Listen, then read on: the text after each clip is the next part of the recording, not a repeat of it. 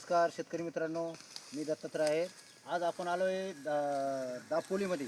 कोणतं गाव आहे? आवाशी गावामध्ये. आपण इथं बघा, तुम्ही पूर्ण बघा, इथं टोटल आहे ना काजूची शेती.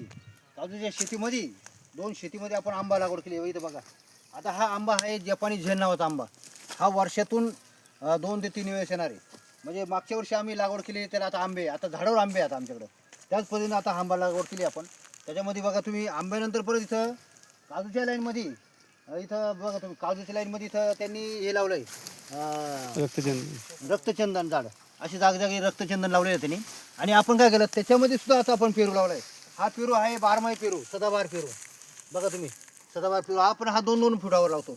इस्रायल पद्धतीने आपण आता अतिघनदाट पद्धतीने लावतो. पेरू हा 2-2 फुटावर लावतो आणि आंबा हा 3-3 फुटावर लावतो. इस्रायल पद्धतीनं झाड लावल्यामुळे आपण कमी जागेमध्ये जास्त उत्पन्न घेतो. इथं तुम्ही बघा, काजूचं पण उत्पन्न चालू आहे, त्यानंतर रक्तचंदनचं उत्पन्न चालू होईल, नंतर आंब्याचं पण उत्पन्न आणि सदाबहार पेरूचं पण. आता हा पेरू तुमचा पेरू जो आहे हा तुमच्या 8च महिन्यात चालू होणार आहे. 8च महिन्यात मार्केटला माल निघणार आहे.